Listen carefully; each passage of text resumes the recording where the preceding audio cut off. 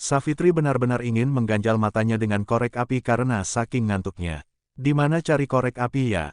Savitri celingukan mencari guru pria yang merokok tapi tak ada satupun yang membawa korek api tradisional. Rata pada membawa korek gas. Masa pesan Starbucks pakai online? Mana meetingnya belum selesai pula? Ah ngapain Starbucks? Pesan kopi tubruk tempat Bu Midi sajalah.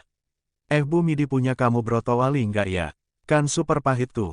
Bisa bikin melek. Savitri sibuk dengan pikirannya sendiri. Kopinya dik. Savitri menoleh. Tampak Ekadanta memberikan secangkir kopi yang memang tersedia di ruang meeting. Ada teh dan kopi. Terima kasih Pak. Savitri memberi anggukan sopan. Ini kagak dikasih obat macam-macam model di novel kan? Atau sianida mungkin? Belum aku kasih gula tapi karena aku tidak tahu seberapa ukuran gula selera kamu.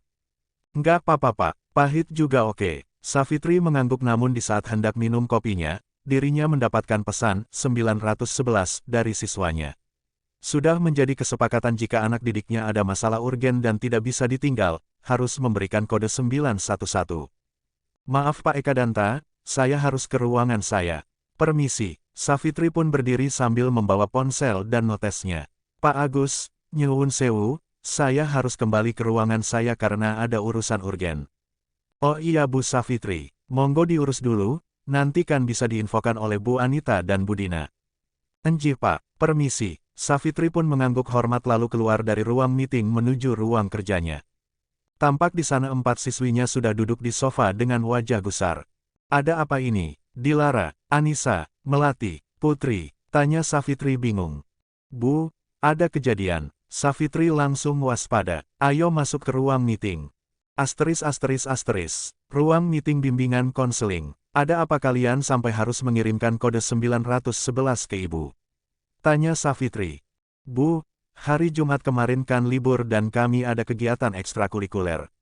Dan saat kami mau sholat duhur, entah kenapa airnya di masjid nggak mengalir jadi kami memilih ke kamar mandi dekat kelas multi. Dilara menoleh ke teman-temannya. Terus Bu, saya kan tadinya mau wudhu tapi saya kebelet pipis jadi saya pipis dulu, sambung Putri. Nah abis saya pipis terus wudhu, saya panggil Anissa buat gantian. Saya masuk Bu. Ibu kan tahu kamar mandi dekat kelas multi itu ada 2 bilik kan? Dan ada pembatas tembok yang nggak sampai full Ethernet. Saya tuh lagi betulkan hijab saya terus saya mendongak tiba-tiba di atas dinding pemisah itu ada tangan pegang HP. Anissa menatap Savitri serius. Lalu, rahang Savitri langsung mengeras mendengar cerita pelecehan lainnya. Saya teriak, siapa itu? Tangannya langsung ditarik dan saya keluar dari kamar mandi dan bilang sama teman-teman. Dan kami menunggu sampai orang di dalam itu keluar. Pas dia keluar, kami langsung menginterogasi dan dia bilang tidak merekam kami. Dia juga memperlihatkan ponselnya dengan tangan gemetar, Bu. Kami kan anak multimedia, jadi langsung membuka ponselnya tapi rekaman kami tidak ada, sambung Putri. Dia juga bilang kami hanya mengada-ada tapi kami tahu kami direkam dan orang itu Piping Tom. Timpal Melati. Not istilah Piping Tom, apa kalian tahu siapa pria celutak itu? Tanya Savitri gemas. Dia mengaku namanya Saundra, anaknya Pak Ahmad, guru kimia di sini. Savitri melongo, anak guru, memangnya dia sekolah di sini? Tanya Savitri sebab dia tidak merasa punya siswa bernama itu. Enggak Bu, jawab Dilara. Dia sudah dewasa, ucap Melati. Umur berapa, kok bisa masuk ke lingkungan sekolah? Savitri menatap keempat siswinya. Seibu tapi tua sedikit. Dia bisa masuk karena kan dia punya kantin di belakang Bu. Savitri melongo. Usai pertemuan dengan para siswinya, Savitri meminta kepada mereka jika ada sesuatu terjadi pada mereka, harus laporan ke dirinya. Kalian jangan takut, kalian tidak salah di sini karena kalian korban. Ibu akan pasang badan buat kalian semua. Oke. Terima kasih Bu, ucap keempatnya. Jika perlu kalian siapkan ponsel kalian jadi ada bukti akurat. Pesan Savitri. Iya Bu, kami juga menyesal tidak merekam kejadian itu karena kan ponsel kami di tas dekat ruang latihan menari, sesal Dilara. Jaga diri kalian masing-masing, Ibu akan urus masalah ini. Savitri pun langsung menuju ke kantin belakang untuk mencari tahu pria celutak yang berani melecehkan siswi-siswinya. Dan diam-diam dia merekam wajah Saundra yang sedang melayani siswa yang jajan di kantinnya. Guru cantik itu pun lalu pergi menuju ke ruang meeting untuk mencari Dina sebagai ketua koordinator bimbingan konseling. Kebetulan meeting baru saja selesai dan Savitri langsung menyeret Dina dan Anita. Kedua guru bimbingan konseling itu terkejut mendengar cerita Savitri karena kejadian ini benar-benar meresahkan. Kita harus ketemu sama Pak Ahmad dan anaknya. Sekarang, ucap Dina dengan nada marah. Ruang meeting bimbingan konseling. Savitri dan Anita menatap Pak Ahmad dan anaknya Saundra yang tampak gugup di hadapan mereka berdua. Selain mereka, juga ada Dina sebagai koordinator bimbingan konseling dan Pak Felix sebagai koordinator guru karena menyangkut Pak Ahmad sebagai salah satu guru. Saundra, apa benar kamu merekam para siswi yang sedang pipis dengan HP-mu? Tanya Dina dengan tatapan tajam. Bu Dina, Saundra tidak mungkin berbuat seperti itu. Anak saya itu baik, bela Pak Ahmad. Kalau memang anaknya Pak Ahmad orang baik, tidak mungkin kan melakukan hal tercela seperti itu. Balas Dina. Saya nggak mungkin melakukannya Bu. Saya sudah punya tunangan. Saundra menatap Dina tapi ketiga wanita yang terbiasa dengan bahasa tubuh manusia tahu jika pria itu gugup dan ketakutan.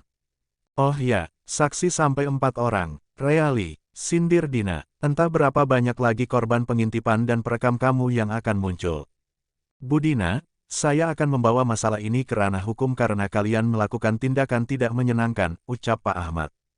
Bagaimana kalau kami menuntut balik? Balas Dina. Saya punya banyak kenalan orang hukum.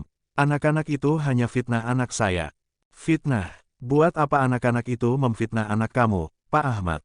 Kurang kerjaan banget. Lagian mereka kan tidak kenal anak kamu. Balas Dina sengit. Lagian ya Pak Ahmad, kalau memang anakmu sudah punya tunangan, tinggal buka saja punya pacarnya biar tahu bentuknya macam apa. Yang jelas anakmu salah dan rodo kelainan. Pak Felix menatap tajam Pak Ahmad dan Saundra judes. Savitri dan Anita melongo mendengar Savitri dan Anita hanya bisa menghela nafas panjang mendengar keributan antara Dina dan Felix sebagai koordinator dengan Ahmad dan Saundra yang mengeyel akan membawa ke ranah hukum. Melihat dua belah pihak ribut, akhirnya Savitri menengahi.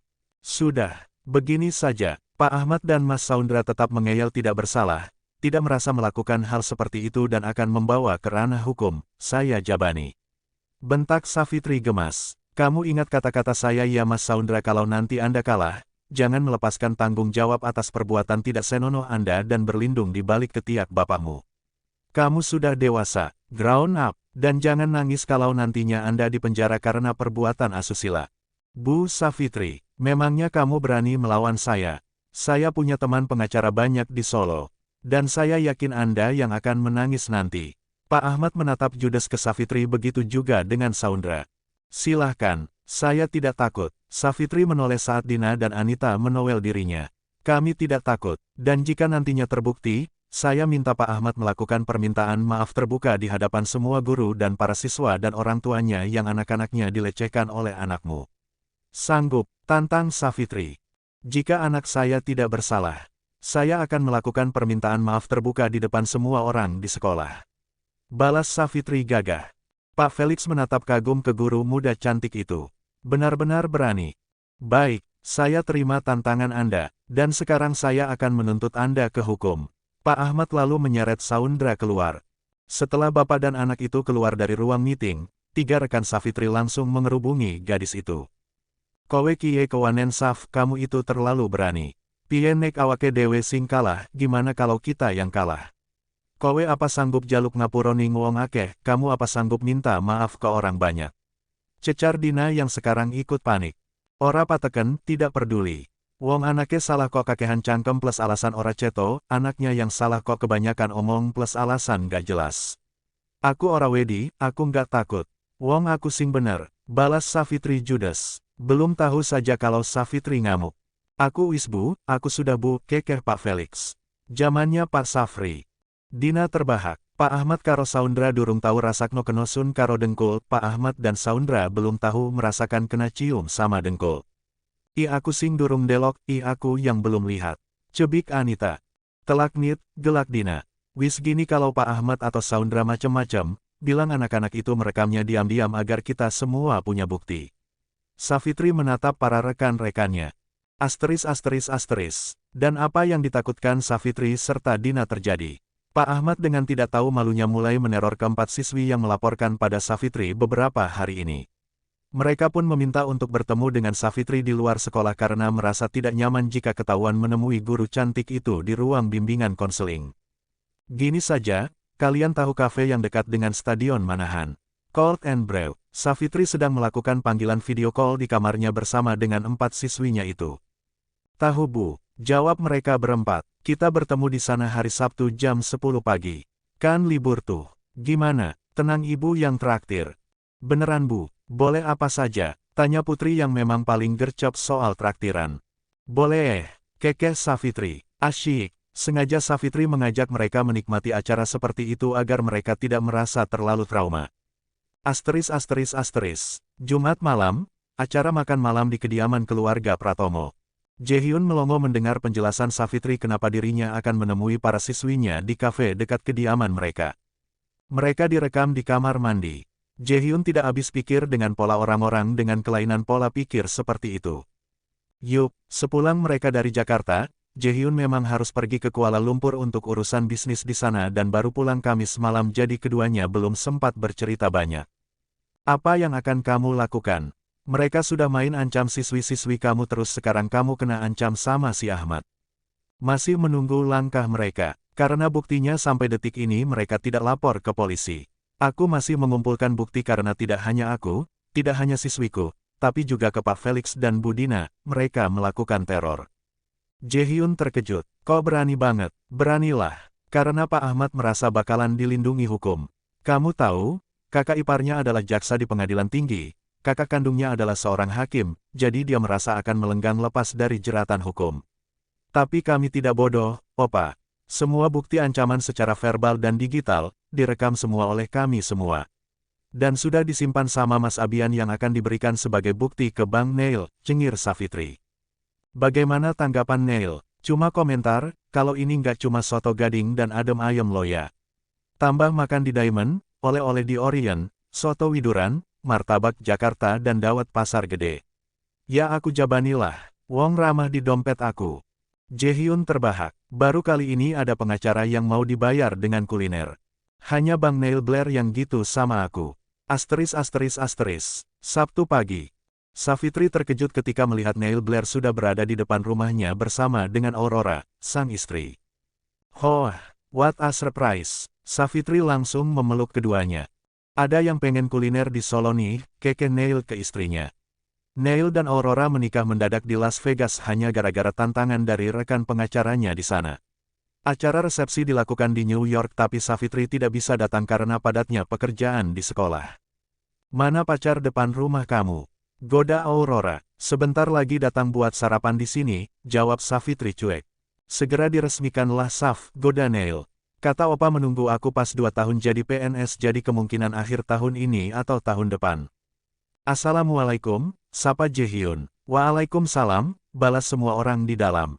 Lo ada tamu, Kim Jaehyun. Neil Blair, sapa Neil sambil mengulurkan tangannya yang disambut Jaehyun. Aku sudah bertemu dengan ayahmu, Om Stephen Blair. Oh ya, dia banyak cerita tentang kamu. Oh, perkenalkan ini istriku, Aurora. Neil memperkenalkan istrinya. Halo, akhirnya bertemu juga pacar depan rumah Savitri, senyum Aurora yang blasteran Indonesia dan Inggris. Savitri ya, ini yang acara resepsi di New York yang kita tidak bisa datang ya. Jaehyun menoleh ke arah gadisnya. Iya, lagian nikah mendadak di Las Vegas. Apa kalian sudah DP duluan? Kerling Savitri usil. Enak saja, Neil langsung menoyor kepala sepupunya. Enggak lah, bisa dibuang ke Samudera Hindia sama Dedi. Savitri dan Jaehyun tertawa, ucapan Pak Felix. Lihat punya pacarnya,